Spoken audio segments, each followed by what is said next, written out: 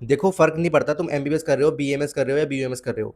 Paracetamol antipyretic के साथ साथ एक पेन किलर भी है, ये सबको पता होता है। लेकिन हम पैरासीटामोल के साथ कॉम्बिनेशन में एनसेड क्यों देते हैं, जैसे कि डाइक्लोफिनेक पैरासीटामोल, आइबुप्रोफेन पैरासीटामोल या नेप्रोक्सेन पैरासीटामोल। अगर आप ये सोच रहे हो कि हम दो पेन किलर एक साथ देंगे तो उसका इफेक्ट डबल हो जाएगा, तो आप गलत हो। तो आज ये समझते हैं कि हम ये कॉम्बिनेशन में क्यों देते हैं और कौन सा कॉम्बिनेशन कब देना है, इसको भी आज जान लेते हैं। तो सबसे पहले ये समझते हैं कि जो पैरासीटामोल होता है वो मेनली सीएनएस में इफेक्ट करता है, मतलब कि ये सेंट्रली कॉक्स को इनहिबिट करेगा, प्रोस्टाग्लैंडिन को कम करेगा, उसके बाद ये पेन और फीवर को कम कर देता है।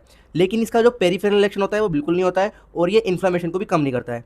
ठीक है, अब इसके साथ साथ जो एनसेड होते हैं ये पेरिफेरल कॉक्स को इनहिबिट करते हैं, जो प्रोस्टाग्लैंडिन कम करेगा और पेन और इन्फ्लेमेशन को भी कम करता है। तो इनका जो मेन डिफरेंस है ना, जो पैरासीटामोल होता है ये इन्फ्लेमेशन को कम नहीं करता, पर एनसेड जो होते हैं इन्फ्लेमेशन को भी कम करते हैं। अब इनके कॉम्बिनेशन की बात कर लेते हैं। तो आइबुप्रोफेन और पैरासीटामोल, इसका जो कॉम्बिनेशन होता है ये शॉर्ट एक्टिंग होता है। तो ये dental pen, acute headache, fever के साथ अगर बॉडी एक हो रहा है तो उसमें ये यूज़ करते हैं। लेकिन इसका जो ड्रॉबैक होता है, अगर पेशेंट को जीआई ब्लीडिंग हो रही है, पेप्टिक अल्सर है या फिर किडनी डिजीज है, तो यहाँ पर हमको इसको अवॉइड करना है। अब डाइक्लोफिनेक और पैरासीटामोल का जो कॉम्बिनेशन होता है ये post operative pain, inflammatory joint pain या फिर कोई सॉफ्ट टिश्यू इंजरी है तो उसके पेन में हम इसको देते हैं।